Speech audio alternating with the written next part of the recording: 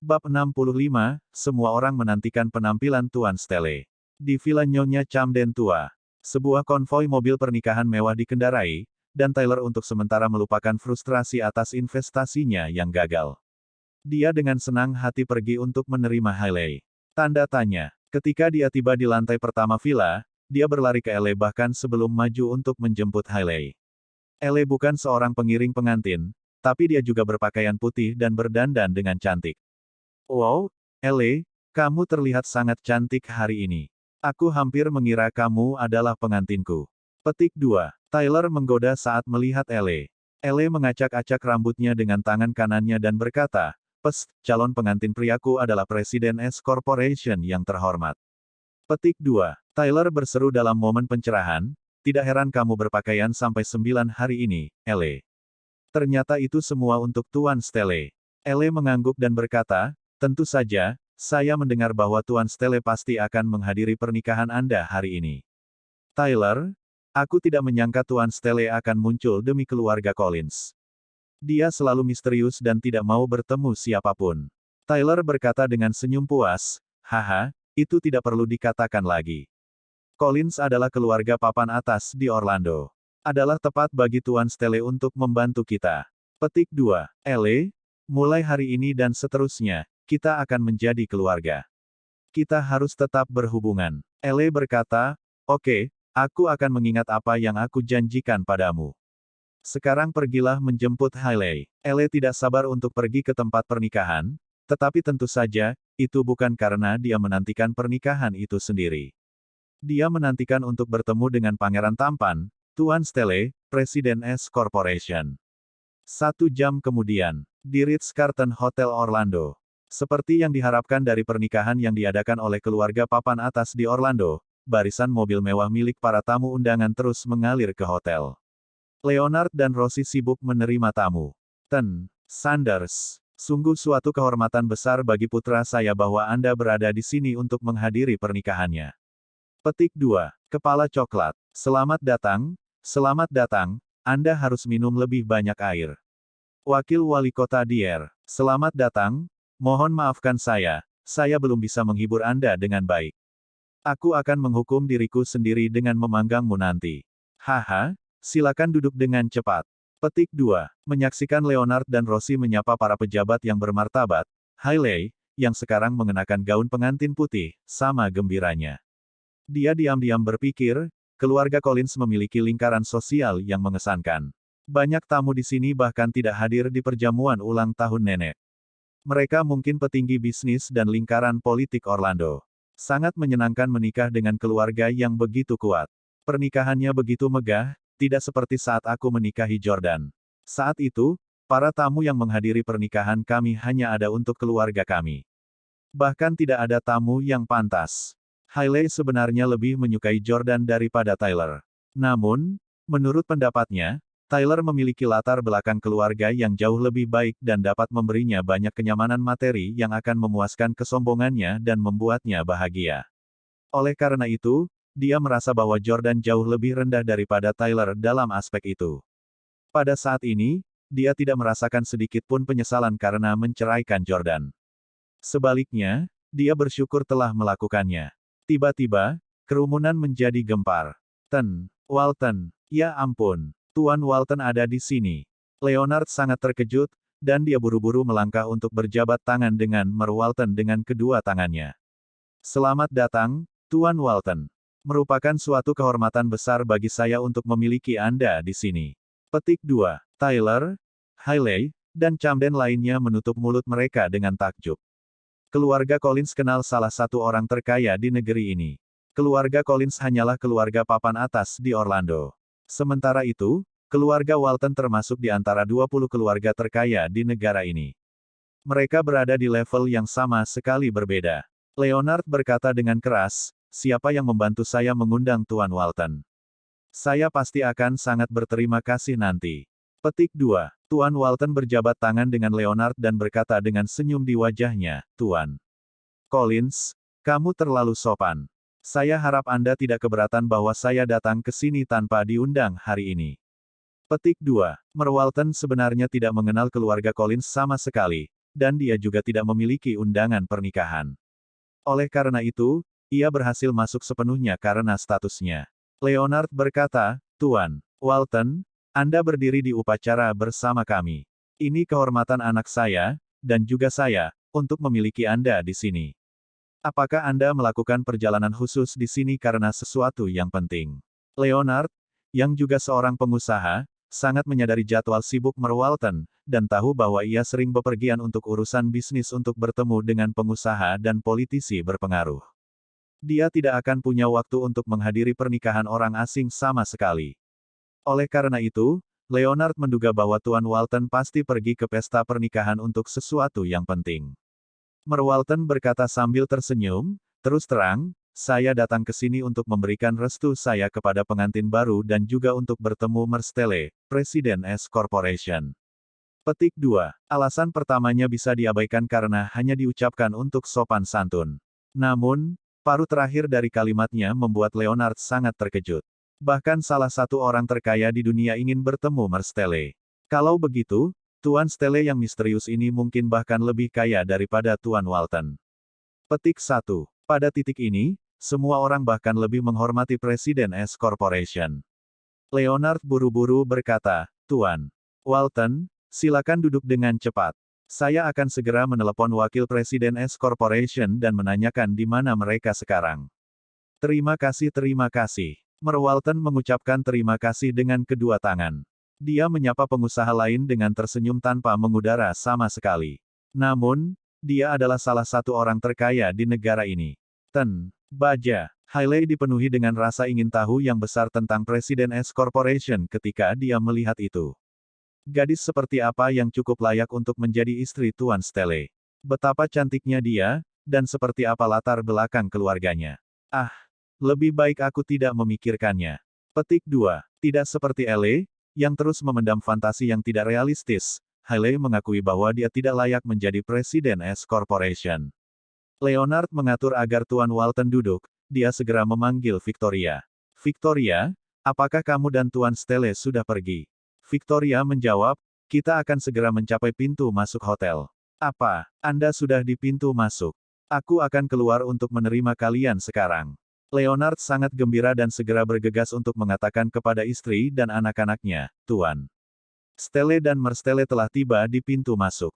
Ikutlah denganku untuk menyambut mereka." "Ya, Tyler, Hailey, dan yang lainnya ikut." "Ah, Tuan Stele tersayang ada di sini. Nenek, ayah, ayo pergi ke sana juga." Petik 2. Elle melompat kegirangan. Diana mengangguk dan berkata, "Tuan Stele adalah mitra bisnis kami, jadi kami secara alami harus pergi." Ketika tamu lain mendengar apa yang mereka katakan, mereka segera bangkit dari tempat duduk mereka juga. "Saya mendengar bahwa Tuan Stele, Presiden S Corporation, telah mengakuisisi banyak restoran dan tempat hiburan. Dia juga memonopoli banyak industri di Orlando sekarang." Petik 2. Bukan itu saja, saya juga mendengar bahwa dia baru saja menghancurkan lusinan perusahaan dan mendorong mereka ke kebangkrutan dalam sebulan terakhir, tanpa alasan atau alasan. Petik 2. Cepat, lihat, bahkan Walton sudah pergi ke pintu masuk. Ayo kita lihat siapa Tuan Stele yang luar biasa ini. Saya harus mengambil kesempatan untuk berteman dengan Tuan Stele hari ini. Petik 2. Petik 2, petik 2. Di pintu masuk hotel, sebuah Maybach Landaulet putih, yang dihargai $1,8 juta dan pernah dikenal sebagai mobil termahal di dunia, melaju perlahan dan berhenti di depan pintu masuk. Staf layanan hotel membuka pintu, dan Victoria keluar dari mobil dengan gaun putih. Semua orang tahu bahwa orang berikutnya yang keluar dari mobil adalah Tuan Stele. Selanjutnya, Jordan turun dari mobil dengan setelan putih. Victoria memegang lengan Jordan dan memperkenalkannya pada Leonard. "Collins, ini Tuan Stele, Presiden S Corporation." Petik 2. Babak 66, mengejutkan lingkaran kelas atas. "Halo, saya Jordan Stele." Jordan turun dari Maybach putih seharga $1,8 juta dalam setelan putih dan berjalan mendekat. Pada saat yang sama, semua orang menatapnya dengan mata penuh kekaguman. Tanda tanya. Di mata orang banyak, Jordan adalah bangsawan dan halus, seperti pangeran dalam dongeng. Tidak seperti Tyler dan yang lainnya, Leonard belum pernah bertemu Jordan sebelumnya. Leonard dengan penuh semangat menjabat tangan Jordan dan berkata, "Selamat datang, Tuan Stelle. Merupakan kehormatan besar bagi saya dan putra saya untuk memiliki Anda di sini." Rosie juga tidak percaya. Stelle, aku tidak menyangka kamu begitu muda dan tampan. Petik 2. Jordan melirik Rosie dan berkata, "Anda pasti Mrs. Collins. Memang, kamu adalah kecantikan yang sangat menggerahkan." Petik 2. Leonard berkata sambil tersenyum, "Terima kasih atas pujiannya. Dia memang istriku." Sebagai seorang wanita berusia 40-an, Rosie merasa senang dan sedikit malu dipuji oleh seorang pria muda berusia 20-an. Pada saat ini, Tyler menjadi marah ketika dia melihat Jordan dengan berani melirik ibunya dan memujinya dengan sembrono. "Jordan Stelle, kenapa kamu berpura-pura menjadi presiden S Corporation?" Tanda tanya tanda seru. "Kamu hanya pengawal Victoria Clarke." Hailey juga bingung mengapa Victoria mau bermain bersama Jordan. Semua tamu undangan pernikahan adalah figur terhormat dari Orlando, dan Hailey merasa tidak pantas bagi Victoria untuk menipu semua orang seperti ini. Sebelum Jordan bisa mengatakan apa-apa, Merwalton sudah berjalan mendekat untuk berjabat tangan dengannya. "Stelle, aku sudah lama mendengar tentangmu. Senang berkenalan dengan Anda." Jordan juga mendapat kejutan yang luar biasa. "Walton, apakah Anda tahu Collins juga?" Petik 2. Jika Merwalton dan keluarga Collins kenal dekat, Jordan memang akan sedikit bingung. Meskipun Yordania pada akhirnya masih yang paling kuat, Merwalton, bagaimanapun, adalah salah satu taipan top di negara itu. Merwalton melambaikan tangannya dan berkata, "Tidak, tidak, saya datang secara khusus untuk menemui Anda setelah mendengar bahwa Anda akan berada di sini di Orlando beberapa hari yang lalu. Faktanya, 3 tahun lalu, aku makan malam dengan kakekmu di La. Tuan Stelle, kakekmu, adalah idola saya, dan saya selalu ingin mengunjunginya kembali, tapi saya khawatir saya akan mengganggunya. Apakah dia baik-baik saja akhir-akhir ini?" Baik Tyler maupun Hailey terkejut mengetahui bahwa Merwalton mengenal kakek Jordan. Mungkinkah dia melakukan kesalahan? Mereka bertanya-tanya. Jordan berkata sambil tersenyum, "Kakekku baik-baik saja akhir-akhir ini, dan dia telah menyebutmu kepadaku sebelumnya, Tuan Walton. Kakek mengatakan bahwa Anda adalah sosok legendaris dan keajaiban bisnis. Dia juga tak sabar untuk mengejarmu. Kakek saya ada di Inggris sekarang. Bagaimana dengan ini? Beritahu saya jika Anda kebetulan pergi ke Inggris, dan saya akan mengatur waktu untuk Anda bertemu."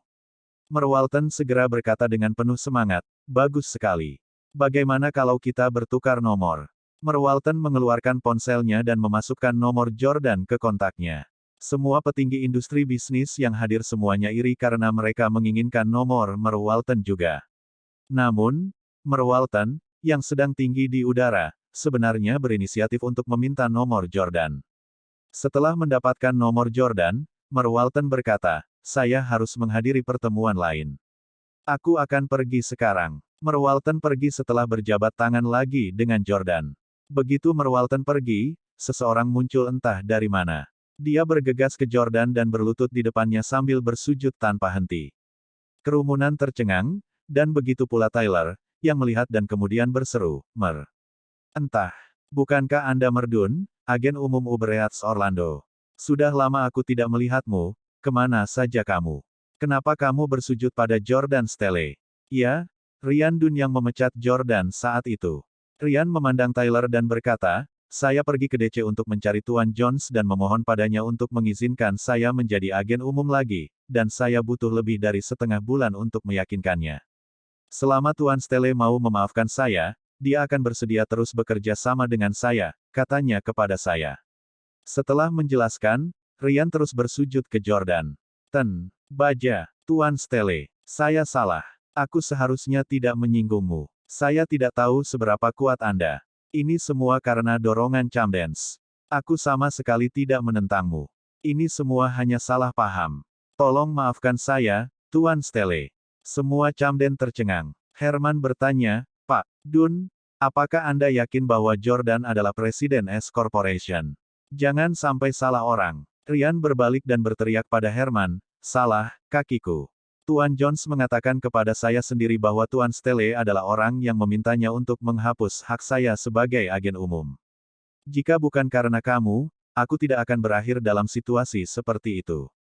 Herman menelan ludahnya. Mungkinkah Jordan memang menelepon bos Ubreats selama jamuan ulang tahun kemarin? Petik 1.